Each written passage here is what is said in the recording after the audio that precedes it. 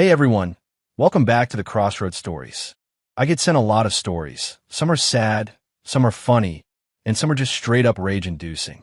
But the email I woke up to this morning, it's in a league of its own. The subject line just said, "I thought I was retiring in paradise, but I walked into a trap." It comes from a subscriber named Lucas. He's a retired American expat living his golden years in Kuala Lumpur, Malaysia. He thought he had the dream setup, a luxury penthouse, a beautiful younger wife, and a relaxing life in Southeast Asia. But as you guys know, when things look too perfect, there's usually a storm brewing. Lucas sent me his entire story, detailing how a quiet Friday night turned into a psychological war zone involving his wife, her toxic group of friends, and a level of gaslighting that I honestly didn't think was possible. If you've ever felt like you were the crazy one in a relationship, only to find out you were the only sane person in the room, this story is for you. Before we dive into the madness, and trust me, the audacity in this story is off the charts, do me a huge favor. Smash that like button and subscribe to the channel if you haven't already. It really helps us find more stories like this one. All right, grab a snack, sit back, and get ready. Because Lucas is about to teach a masterclass on how to handle a group of people trying to ruin your life. Here is Lucas's story in his own words. You know that heavy, suffocating humidity that hits Kuala Lumpur right before the sky opens up? That static charge in the air that makes your skin prickle? That was exactly what the atmosphere felt like the moment I stepped out of the grab car and walked into the lobby of my condominium in Montkiera. It was a Friday, just past 6 p.m. I'd spent the last 4 days on a solo photography trip up north in Ipoh, eating bean sprout chicken and enjoying the kind of silence you can't buy in the city. I was tired, my shirt was sticking to my back, and all I wanted was a cold shower, a glass of whiskey, and maybe a quiet dinner with my wife, Angel. I'm Lucas, 55 years old, retired from a life of high-stress tech consulting in Seattle, now living what the brochures call the expatriate dream in Malaysia. I paid for the view, the twin towers glowing in the distance, the infinity pool, the security guards who salute you like you're a general. But as I rode the private elevator up to the 42nd floor, watching the numbers climb, I had a knot in my stomach. Call it instinct. Call it 20 years of corporate boardroom battles. I knew something wasn't right. The elevator doors slid open directly into our foyer. Usually, the place smells like vanilla candles or whatever expensive perfume Angel had bought that week. Today, it smelled like ozone and tension. "Angel," I called out, dropping my duffel bag on the marble floor. "I'm back." Silence. I kicked off my shoes and walked into the living area. I stopped dead in my tracks. My living room, usually a minimalist sanctuary of Italian leather and open space, had been rearranged. My favorite Eames chair was shoved into the corner. In its place, the dining chairs had been dragged in and arranged in a tight semicircle, facing a single, wooden stool placed in the center of the rug. It looked like a low-budget theater set for a courtroom drama. And there they were, the jury.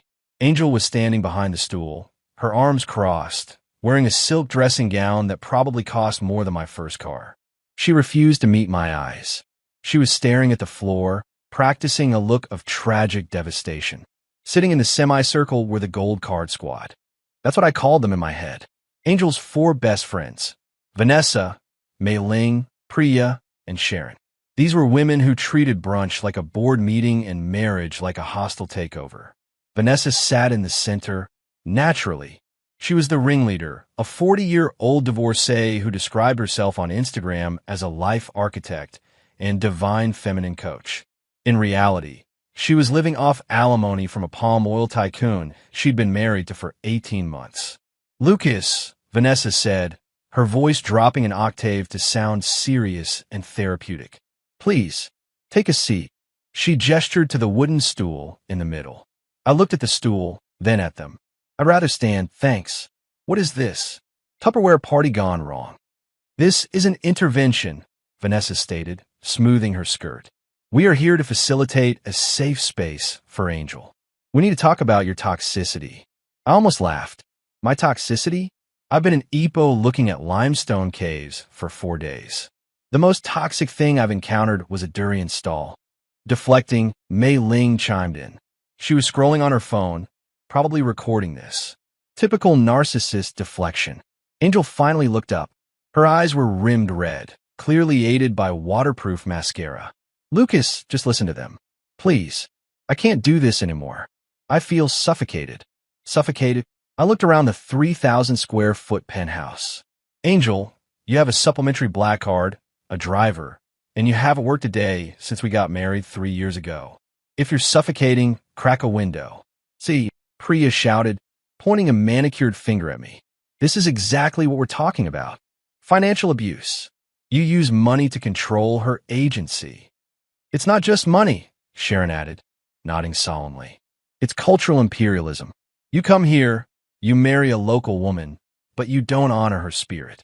You treat her like an accessory. You're emotionally unavailable. I looked at the four of them.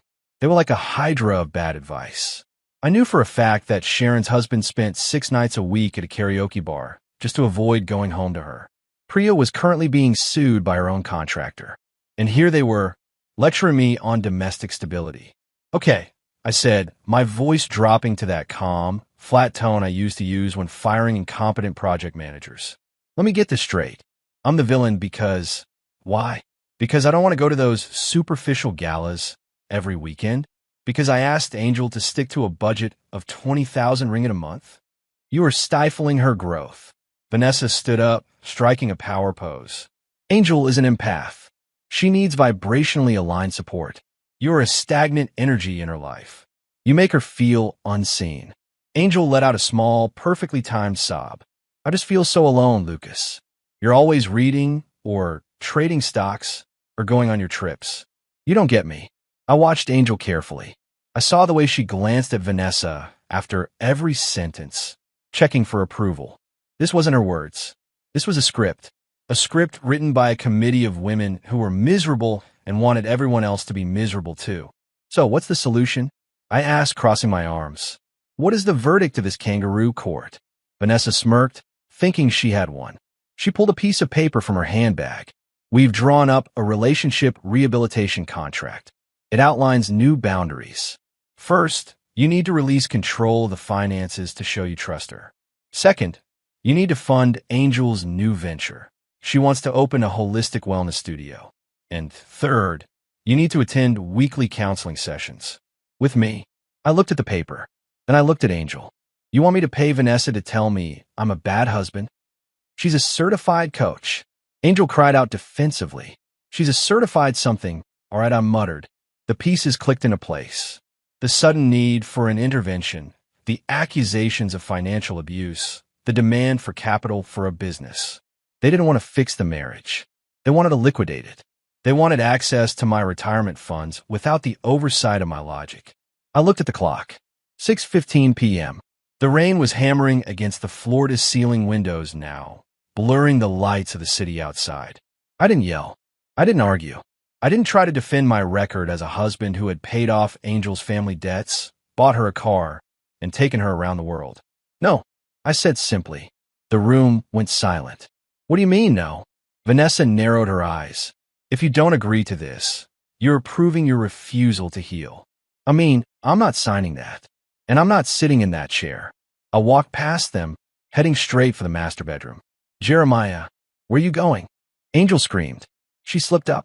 She called me Jeremiah, the name of the character in some movie she watched last week. Or maybe just a slip of the tongue. Or maybe she was so panicked she forgot who she was talking to. My name is Lucas, I said over my shoulder. I went into the bedroom. I didn't unpack. Instead, I grabbed my passport from the safe, my laptop, and a fresh change of clothes. I threw them into the duffel bag I just brought in. While I walked back out to the living room, they were huddled together, whispering frantically. They broke apart when they saw me. You're leaving? Angel looked genuinely shocked. You can't just leave. We're in the middle of processing. You wanted space, Angel, I said, walking to the front door. I'm giving you the whole apartment. Enjoy the vibrations. You are abandoning her. Priya shrieked. This is emotional violence. I opened the heavy wooden door. The cool air from the corridor hit my face. I turned back one last time. I looked Angel dead in the eye, ignoring her backup dancers. I'll be at a hotel. I said. An angel? I hope he's worth the drama. It was a bluff. A complete shot in the dark. I had no proof she was cheating, but I saw the color drain from her face. I saw Vanessa's eyes widen, just a fraction. Gotcha. I slammed the door shut, cutting off their protests. I walked to the elevator, pressed the button for the lobby, and waited. My heart was pounding, but my head was clear. They want a villain? Fine. I'd be the villain. But they had forgotten one thing about American corporate consultants. We keep receipts. The elevator dinged. I stepped in, and as the doors closed, I pulled out my phone. I didn't call a marriage counselor. I opened my banking app. It was time to see just how much this healing was costing me. The rain had turned Kuala Lumpur into a watercolor painting of grays and neon blues by the time my grab pulled up to the entrance of the Ruma Hotel. I chose it for a reason. It was tucked away in the city center, discreet, expensive, and crucially, none of the gold card squad would ever be caught dead there. It wasn't flashy enough for their Instagram stories. "You okay, boss?" the driver asked as I stared out the window, unmoving. "You look like you saw a ghost." Something like that, I muttered, handing him a generous tip. Just a long day. I checked into a corner suite. The room was a sanctuary of dark wood and silence. No vibrating crystals, no speeches about divine feminine energy, just the hum of the air conditioning and the view of the Petronas Towers slicing through the mist. I poured myself a whiskey from the minibar, sat at the heavy desk, and opened my laptop. My phone was vibrating across the glass surface like a trapped insect. I glanced at the screen. 32 missed calls. 46 WhatsApp messages. "Angel, where did you go? You're scaring me." "Vanessa, this is exactly what a narcissist does. The silent treatment is abuse." "Priya, we are worried about your mental state." "Lucas, pick up." I turned the phone face down. They wanted a reaction.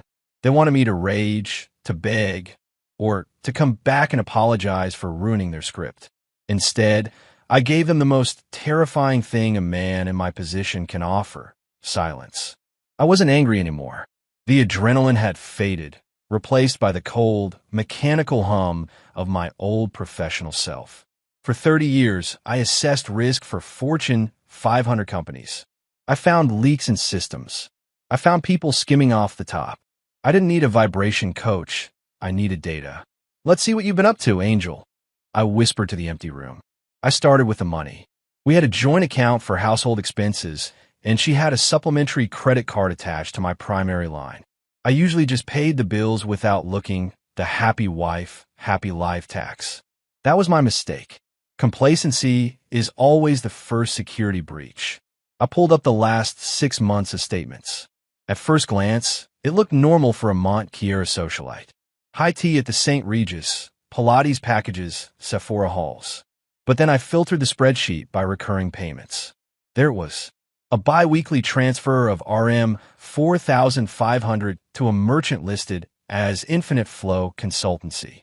Infinite Flow, I muttered, typing the name into the SSM Companies Commission of Malaysia database. It sounded like a plumbing company or a scam. It was neither. It was a sole proprietorship registered to a residential address in Cheras. The owner? Tio Wei Ming, Jason. I went back to the bank statements. The transfers started 4 months ago.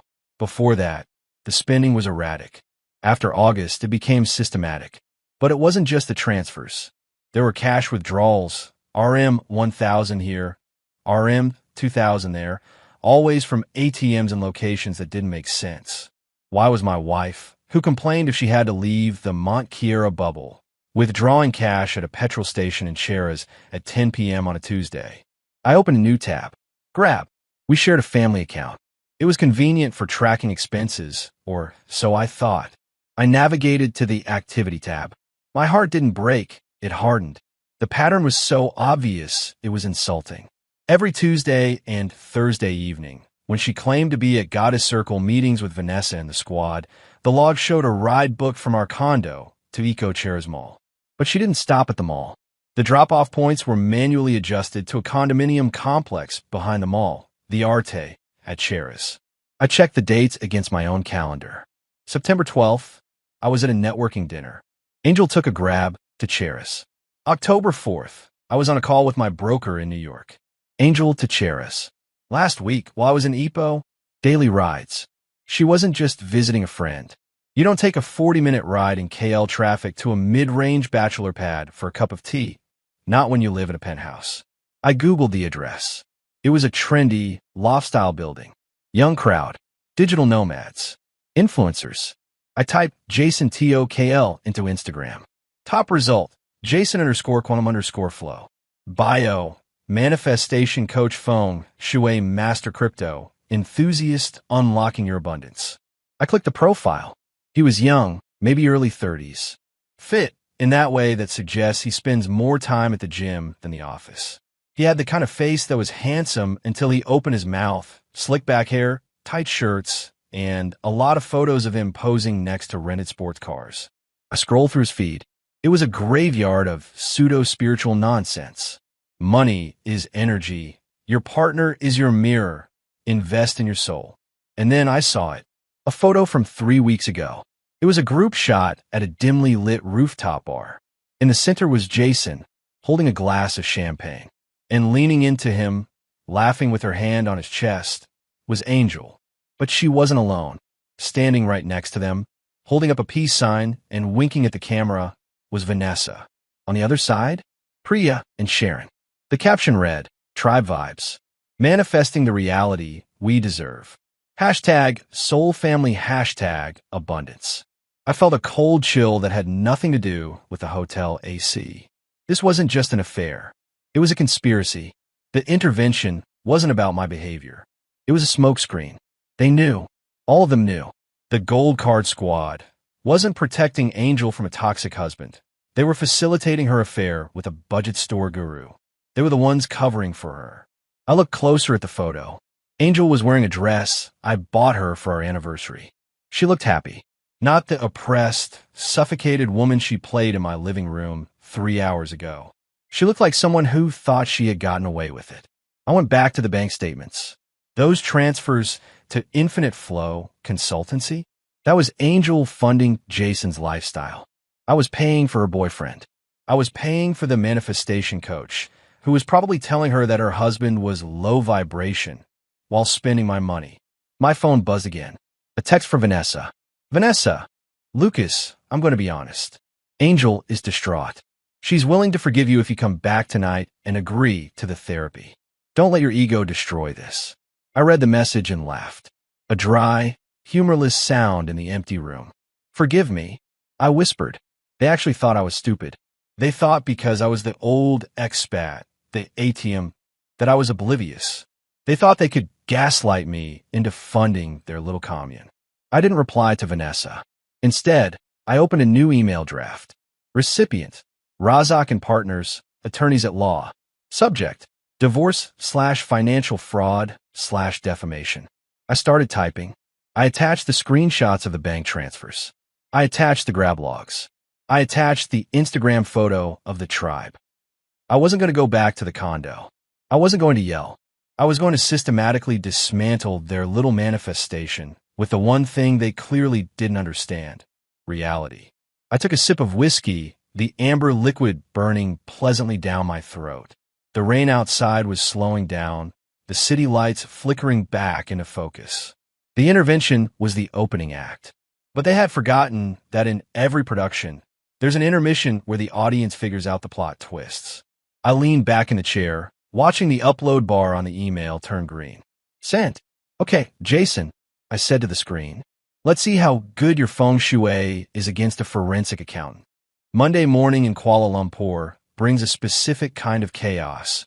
A gridlock of luxury cars and motorbikes fighting for inches of asphalt on the federal highway. I watched it all from the back of a tinted executive taxi, heading toward Damansara Heights. I wasn't going to a therapy session to align my chakras. I was going to war. My destination was the office of Razak and Partners. Razak was a legend in the KL expat community, a divorce attorney who didn't advertise because his reputation was whispered at the Royal Selangor Golf Club.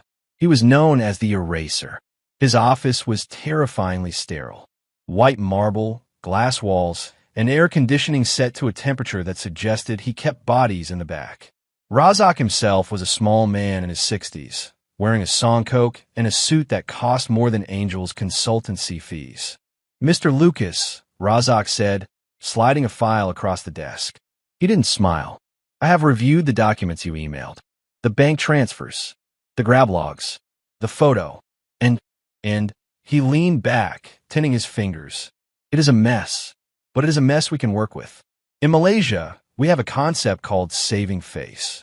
Your wife and her friends are currently trying to save theirs by destroying yours. They've been quiet since Friday," I said. "No call since I blocked them. They are not quiet, Mr. Lucas. You're just not looking in the right places." Razak tapped his iPad and turned it around.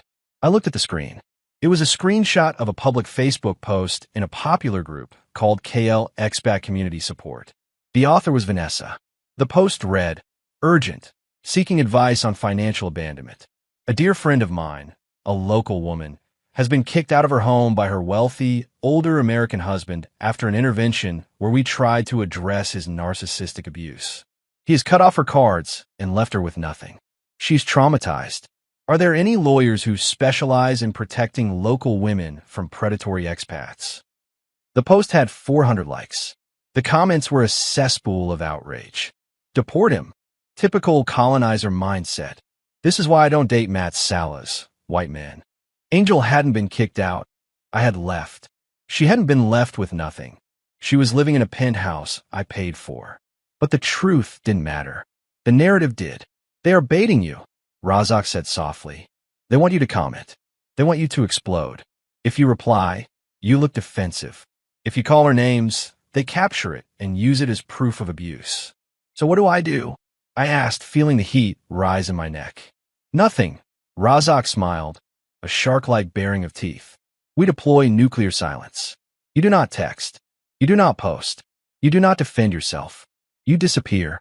Let them scream into the void. The more they scream without a reaction, the more desperate they will become. And desperate people make mistakes." I left Razak's office with a plan. He would handle the forensic accounting to trace where the cash withdrawals went. My job was to keep my head down and watch the show. Back at the Ruma Hotel, I set up a command center on the desk. I created a burner Instagram account. No profile pic, generic name, and started following the Gold Card Squad. Razak was right. The silence was driving them insane. By Tuesday afternoon, the vague booking had reached fever pitch. Angel posted a black and white selfie of her looking out the penthouse window, my penthouse, clutching a mug of tea. Caption: "Sometimes the person you build a home with is the one who burns it down. Healing my nervous system today. Hashtag survivor, hashtag narcissistic abuse, hashtag divine feminine." Vanessa reposted it with, "So proud of you for standing in your truth, sister. The toxic masculine cannot handle a woman in her power." Priya added a story. "Men who control money are weak. Real kings provide without conditions." I took screenshots of everything. Every lie. Every defamation. Then, I turned my attention to the root of the rot. Jason Teo, the man Angel was manifesting abundance with. I dug deeper into his digital footprint. It wasn't hard. Guys like Jason live online because their real lives are empty. I found his LinkedIn. CEO of Infinite Flow. Previous experience: sales associate at Padini and crypto consultant, self-employed.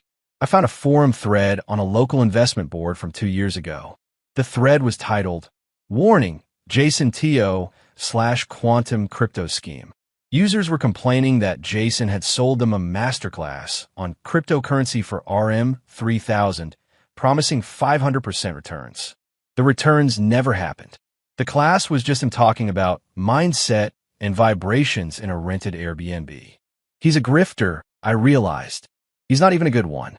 He was targeting women like Angel, bored, insecure, armed with their husband's credit cards, and desperate to feel spiritual without doing any actual work. Vanessa probably introduced them. Vanessa probably got a kickback. Suddenly, a notification popped up on my burner account. Jason had posted a new story. It was a video. He was in a car, a Mercedes. I squinted at the screen. The leather seats looked familiar. The dashboard bobblehead. A hula girl I bought in Hawaii 5 years ago. He was driving my car. The video showed Jason gripping the steering wheel, wearing oversized sunglasses, cruising through the city. Law of attraction in action, baby. When you align, the universe provides. I zoomed in on the reflection in his sunglasses. You could see the passenger seat. There was a woman's hand resting on his arm. I recognized the bracelet. Cartier Love Bracelet. I bought it for Angel last Christmas. My blood ran cold and hot. They weren't just cheating. They were parading it. They were driving my car, spending my money, and living in my house, all while telling the world I was the monster who abandoned them. I saved the video. I sent it to Razak with a simple note, add grand theft auto to the list. Razak replied 2 minutes later, not theft if she gave him the keys, but excellent evidence of misuse of marital assets. Keep quiet. Let them enjoy the ride. The crash is coming. I sat back, watching the rain streak the hotel window. They thought they were winning the PR war. They thought my silence was weakness. They had no idea that every time they posted, they were just digging the hole deeper. And I was just standing at the edge, holding the shovel. By Wednesday, the silence was becoming a weapon. But staying cooped up in a hotel room, even a nice one, starts to feel like a prison after a few days.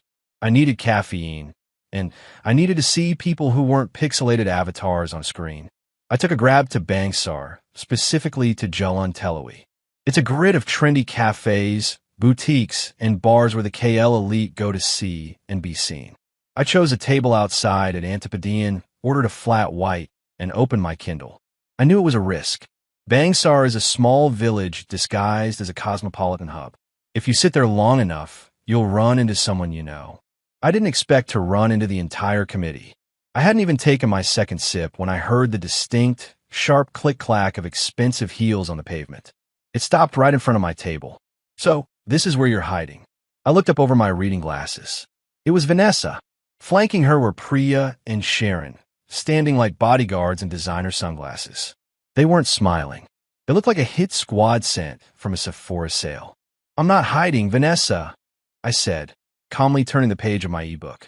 I'm having coffee. You're blocking my light. Don't play cool with us, Lucas, Priya snapped. She slammed her handbag onto the table, rattling my saucer. Angel is at home having a panic attack because her card was declined at the grocery store. She can't even buy food.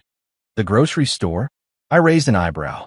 Or was she trying to buy crystals at the Pavilion Mall? Because I set a limit on the emergency card. If she's hungry, she could buy rice and eggs. If she wants a Gucci belt, she's out of luck. People were starting to look. This was exactly what they wanted. In Malaysia, face, your reputation, your dignity, is everything. They were banking on the fact that a retired white man would be terrified of a public scene. They thought I would hush them, hand over a wad of cash, and apologize just to make the staring stop.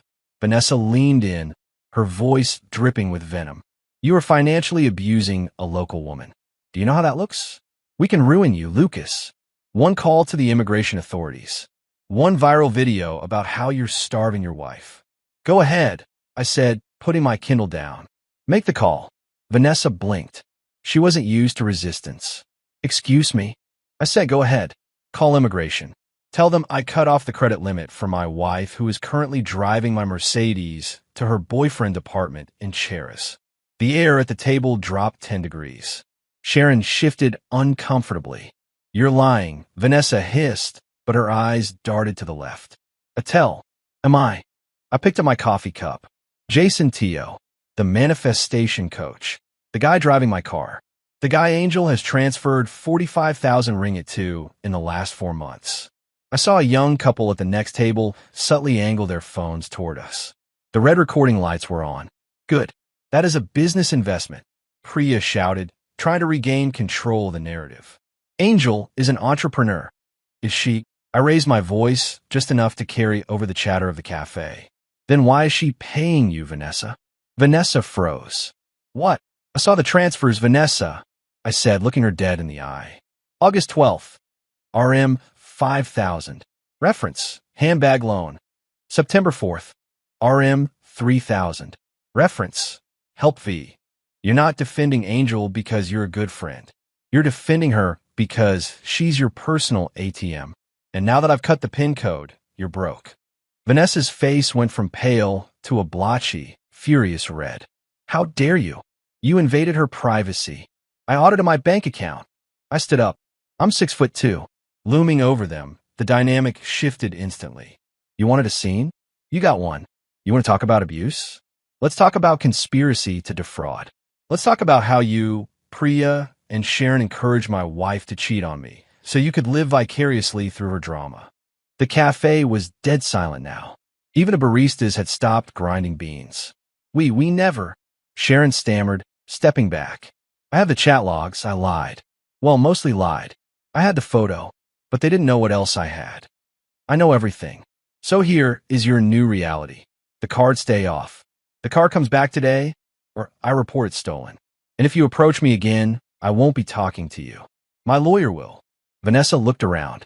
She finally noticed the phones pointed at her. She realized that the narrative wasn't evil expat star's wife. It was gold digger squad gets exposed. She was losing face, rapidly and publicly. You're a monster, she whispered, grabbing her bag. But there was no fire in it. It was fear. I'm a retired risk analyst. Vanessa, I said, sitting back down. I calculated the odds. You lost. Let's go, she muttered to the others. They turned and walked away, but it wasn't the confident strut they arrived with. It was a fast, frantic retreat. Sharon actually tripped on the curb before scrambling into their waiting car. As they peeled away, a guy at the next table, the local, maybe in his 30s, caught my eye. He gave me a subtle nod and a thumbs up. I nodded back, my heart rate finally slowing down. I picked up my phone. Razak had sent a message. Razak, did you just cause a scene in Bangsar? Me, they started it. I finished it. Razak, good. Someone just tagged you in a TikTok. It has 10,000 views in 20 minutes. The caption is Uncle serves tea hot. You are winning the court of public opinion, Lucas. I watched the video. It was shaking, taken from under a table, but the audio was crisp. You could hear me clearly, defending her because she's your personal ATM. The comments were already flying in. Wah, that lady got roasted. Respect to Uncle. Chera's boyfriend? Cantoy busted already. I finished my coffee. It was cold, but it tasted like victory. The face they tried to save was gone. Now, all that was left was to watch the house of cards collapse. Returning to the scene of the crime is never easy, but in Kuala Lumpur, the humidity makes it feel like you're walking into a steam room of bad memories. 2 days after the confrontation at the cafe in Bangsar, I drove my rental car back to the Mont Kiera condominium. I wasn't there to reconcile. I was there to collect my hard drives, my grandfather's watch, and the few remaining pieces of myself that I hadn't packed during my escape. The security guard at the gatehouse, usually stiff and formal, gave me a different look this time. One of them, a Nepalese guy named Raj whom I tipped every Christmas, gave me a sharp salute and a knowing grin. He'd seen the TikTok. Everyone had. I took the elevator up to the 42nd floor. The silence in the hallway was heavy. When I unlocked the door, the smell hit me first, stale air, leftover takeout, and the absence of the vanilla candles that usually burn 24/7. The apartment was a wreck. Not a robbery wreck, but a depression wreck. Designer cushions were thrown on the floor. Takeout containers from Grab Food cluttered the kitchen island. And there was Angel. She was sitting on the sofa, the same spot where she'd staged her little intervention a week ago. She wasn't wearing her silk robe or her power suit. She was in sweatpants and an oversized t-shirt, her hair pulled back in a messy bun. She looked smaller, younger, and terrified. You came back, she whispered, her voice cracking. I came for my things, Angel, I said, walking past her toward the study. Don't read into it. She scrambled up, following me. Lucas, please. We need to talk. It's all a mess. I made a mistake. I stopped and looked at her. Which mistake, Angel? The intervention? The fraud? Or Jason? At the mention of his name, she flinched. Tears welled up in her eyes. Real tears this time, not the crocodile ones from before. He left, didn't he? I asked, my voice devoid of sympathy. She nodded, wiping her nose with her sleeve. He blocked me. After you cut the cards, I couldn't pay for the consultancy retainer. He said I was bringing poverty mindset into his reality, and he had to protect his energy. He took the car keys, left it in the lobby, and just vanished. I almost laughed. Poverty mindset. That's a nice way of saying the ATM is broken. I was confused, she pleaded, grabbing my arm. The girls, Vanessa and Priya, they told me this was normal. They said I needed to manifest my worth. I didn't want to hurt you. I just wanted to feel special. I gently but firmly removed her hand from my arm. You spent 45,000 ringgit to feel special, Angel. You could have just asked for a hug, but you didn't want a husband. You want an audience. I went into the study, packed my hard drives, my camera lenses, and the file box of personal documents. I didn't look back as I walked to the door. Lucas, she screamed, the desperation rising. What am I supposed to do? The rent is due next week. Ask the universe, I said, closing the door behind me. I didn't feel triumph. I just felt tired. But the day wasn't over. As I reached the lobby, my phone buzzed. It was a message from an unsaved number. Mr. Lucas, it's Priya. Please don't block me. I'm downstairs at the Coffee Bean. I have something you want. I'm not with Vanessa. Priya, the quietest of the gold card squad. The one who usually nodded along while Vanessa preached. I walked across the street to the coffee shop. Priya was sitting in a corner booth, wearing large sunglasses and looking over her shoulder like she was in a spy movie. When she saw me, she stood up nervously. Sit down, I said, taking the chair opposite her. You have 5 minutes before I call my lawyer and add your name to the lawsuit. Please don't, she said, her hands shaking as she clasped her latte. I can't afford a lawsuit. My husband will kill me. He doesn't know about any of this. Then why are you here?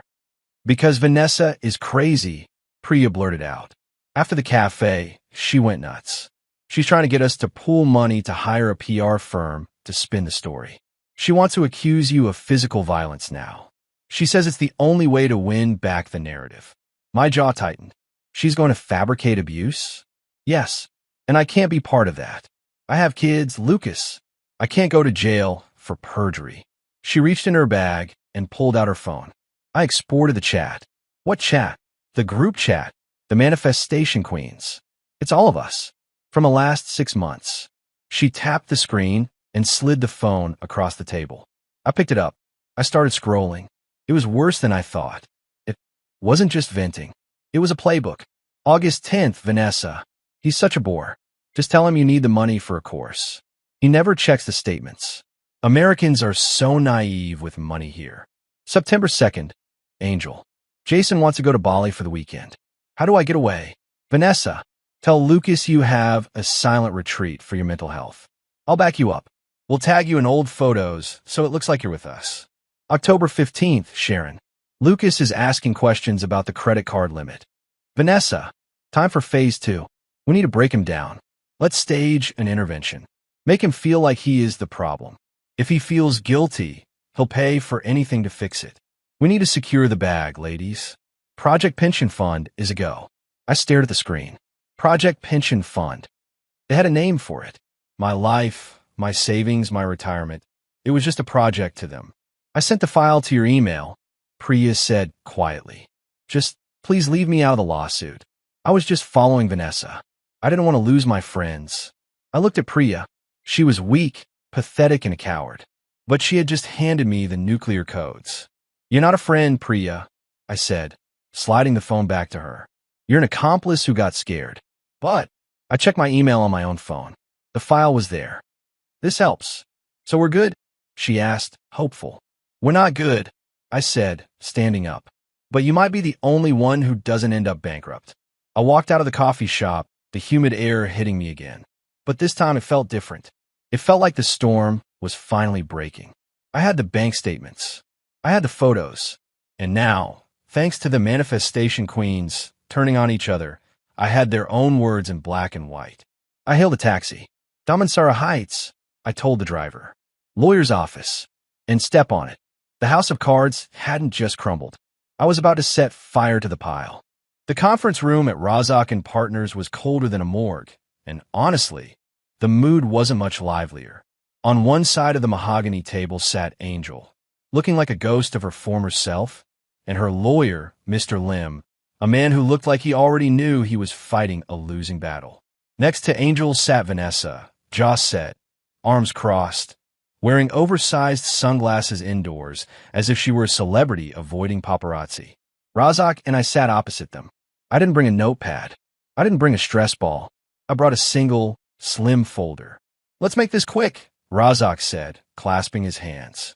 "My client is prepared to offer settlement." Mr. Lim straightened his tie.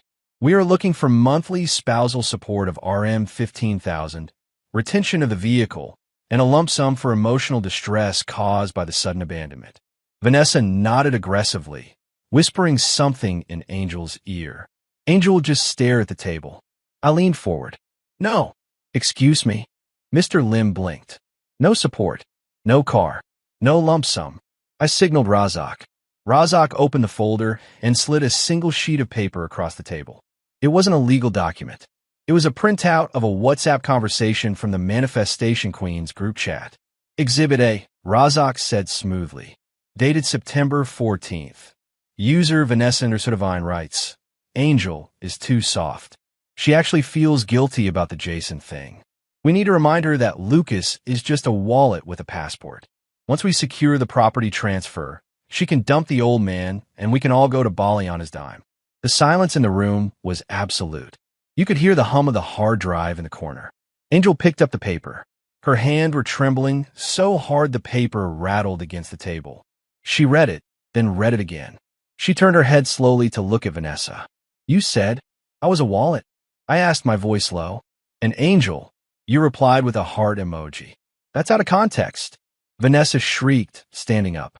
"This is a violation of privacy." "Who gave you this?" "Priya gave it to me," I said, enjoying the look of horror that washed over Vanessa's face. She didn't want to go down for conspiracy to commit fraud, which, by the way, is exactly what we will file for if you don't sign the papers in front of you right now. Angel looked at Vanessa, her eyes wide with betrayal. "You told me you wanted me to be happy. You said it was about my empowerment." "Oh, grow up, Angel," Vanessa snapped, the mask finally slipping completely. "I was trying to help you secure a future. You're useless on your own. You have no skills, no job, and now no husband. I was the only one thinking strategically." "By sleeping with my husband's money?" Angel's voice rose to a scream. "You used me.